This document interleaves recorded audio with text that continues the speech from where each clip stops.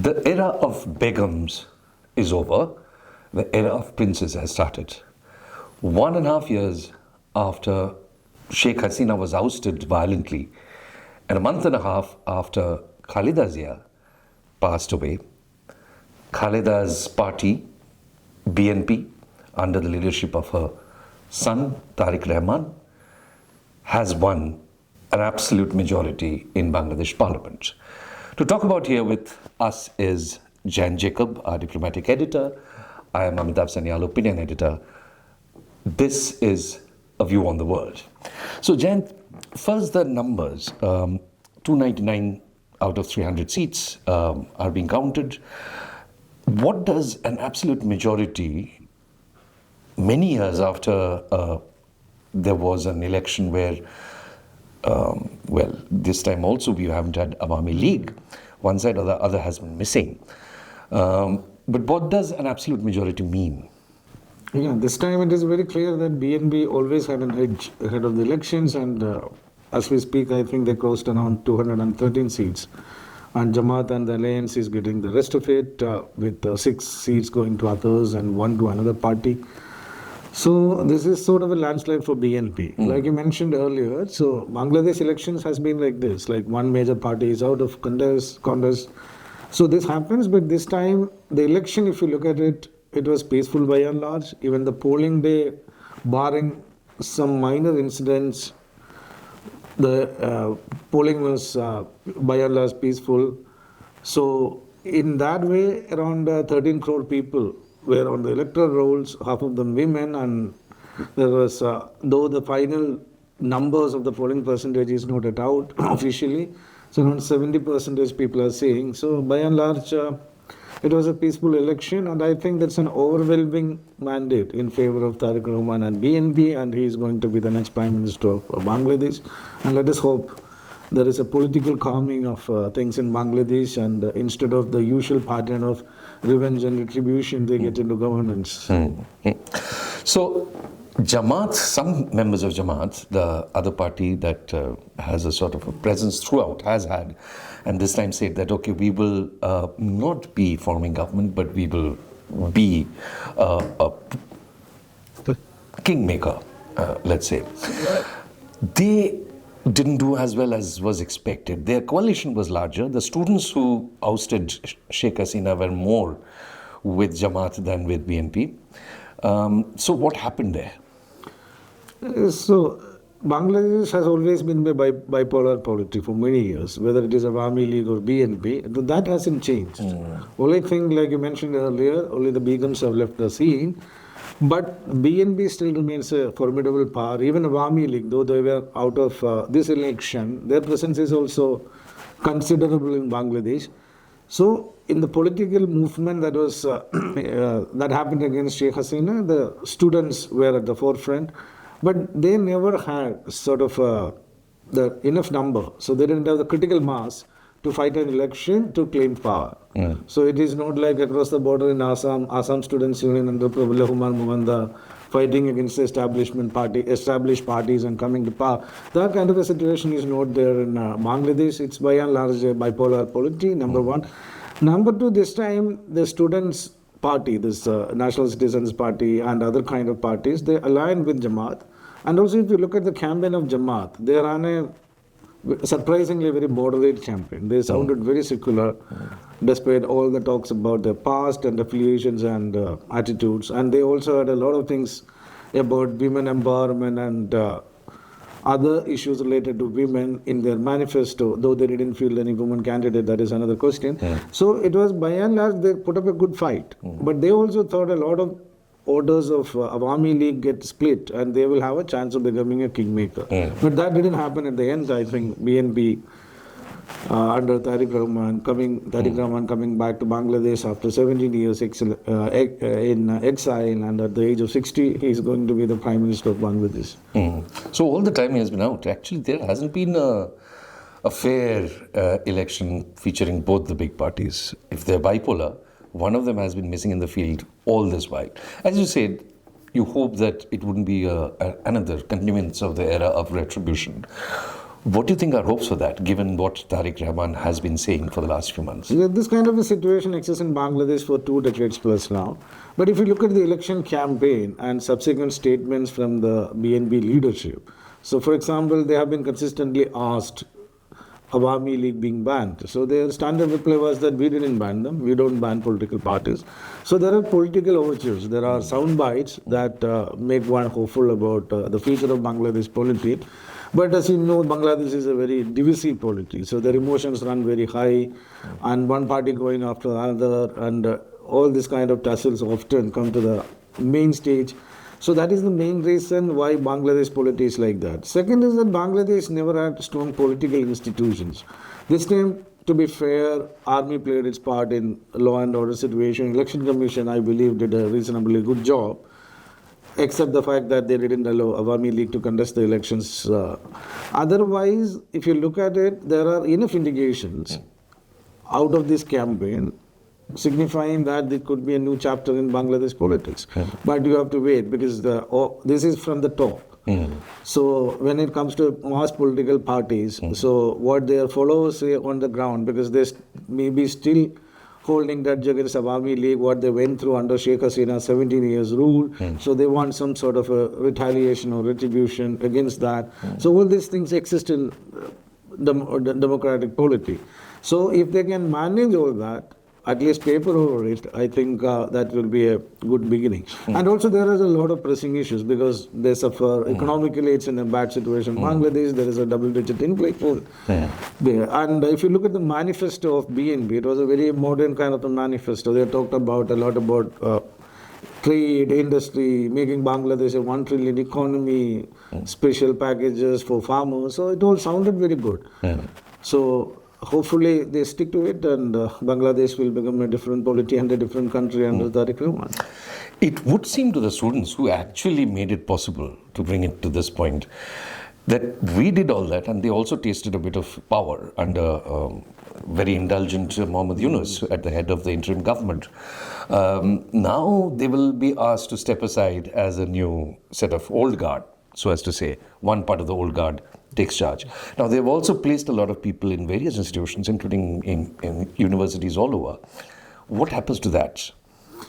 See, if you look at that, I think they got an opening. They tasted power in some way. They took part in an election, so they got an opening.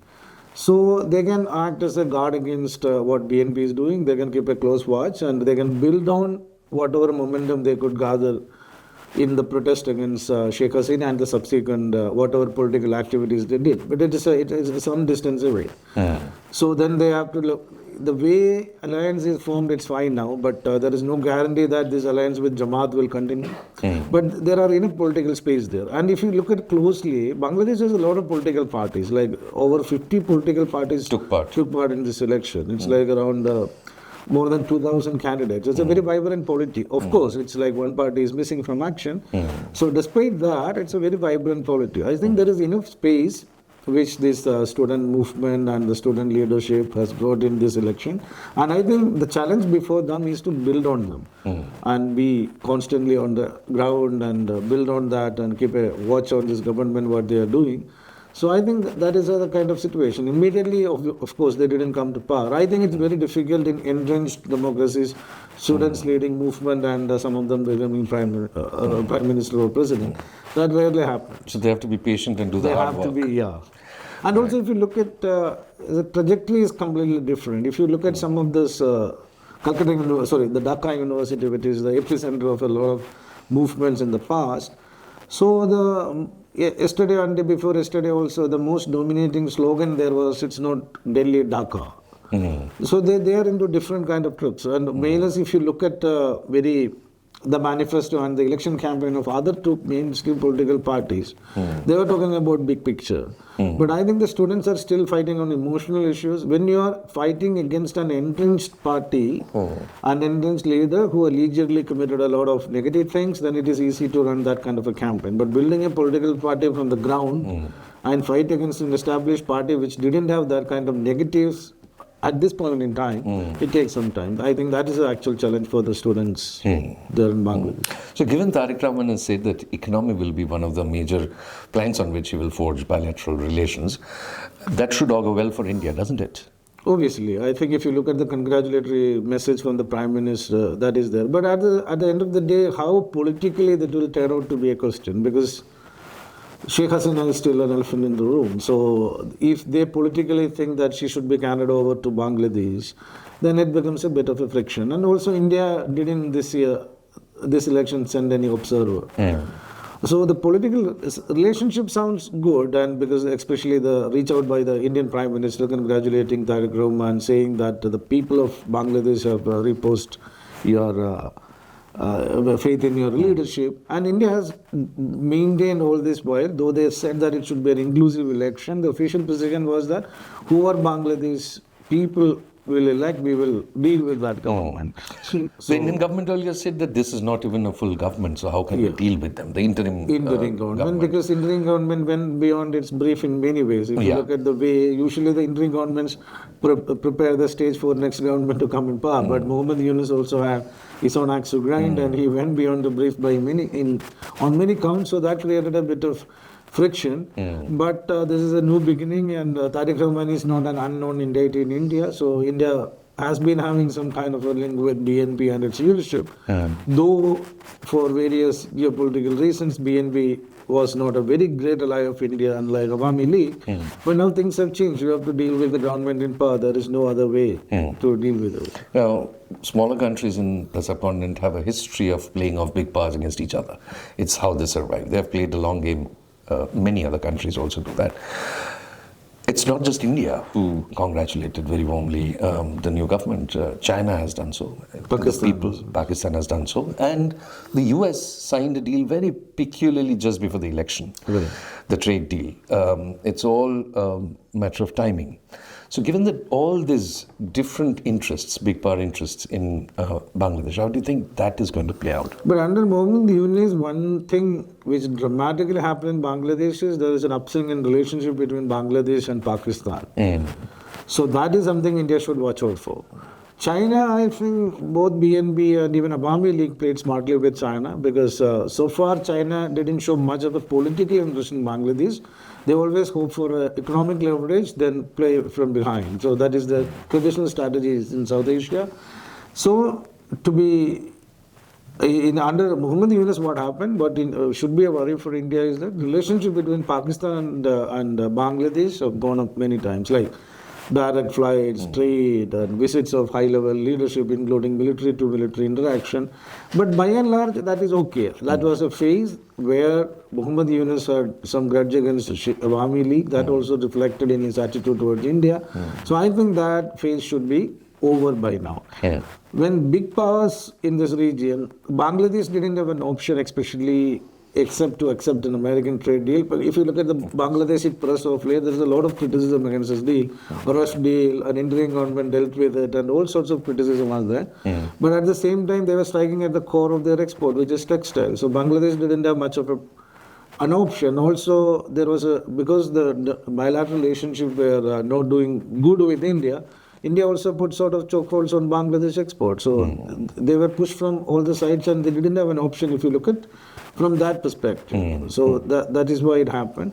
Because when you have a country like Bangladesh, which has a border with Myanmar and with India, China will have its own calculations about Bangladesh. So India will also have its own calculations considering the long history of Bangladesh and India relationship and people-to-people contact. So obviously the small powers surrounded by big powers, they always hedge these one against the other. So that is how it has been. So, but I think things are also changing. This is how, like when, for example, in Sri Lanka, in the last presidential election, there was a lot of apprehension, like how the new regime will be favorable to India, but the relationship is relatively good. So there was look, this time in Bangladesh, there was no pronounced anti-India campaign by either of these big political parties, BNP or Jamaat.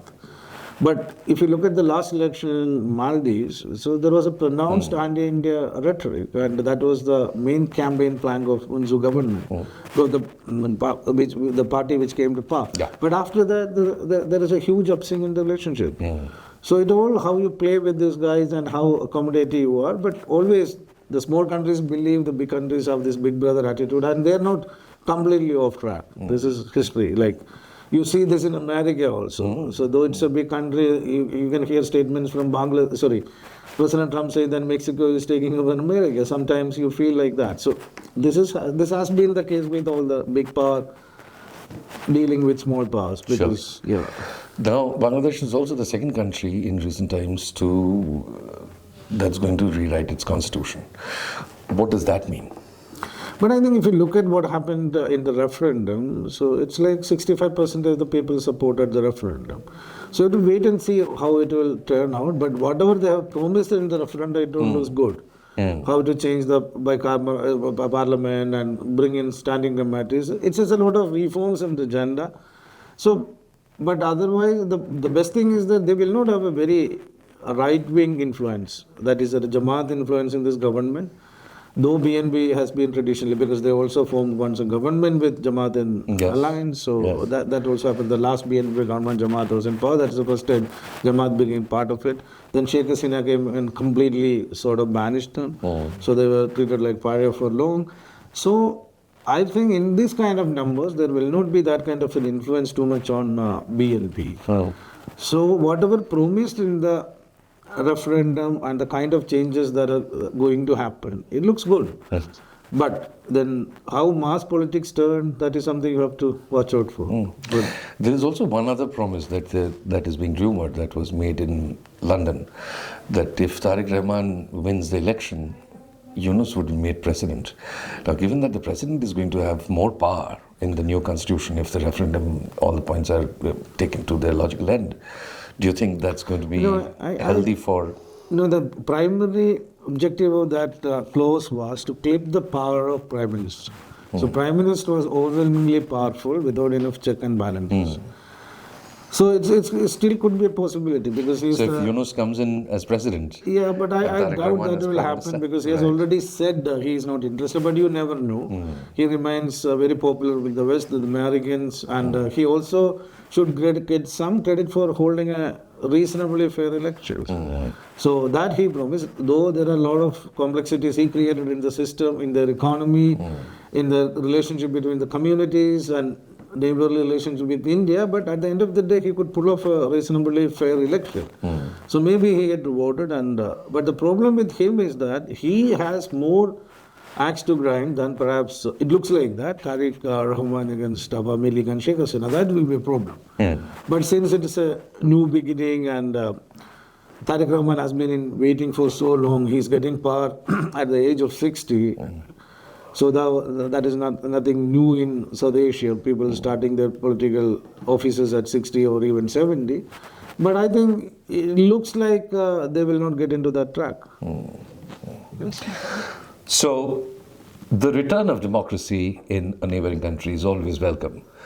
How Bangladesh will take it ahead with a new government and a new constitution is yet to be seen. We'll keep a close watch on that. Thank you for listening.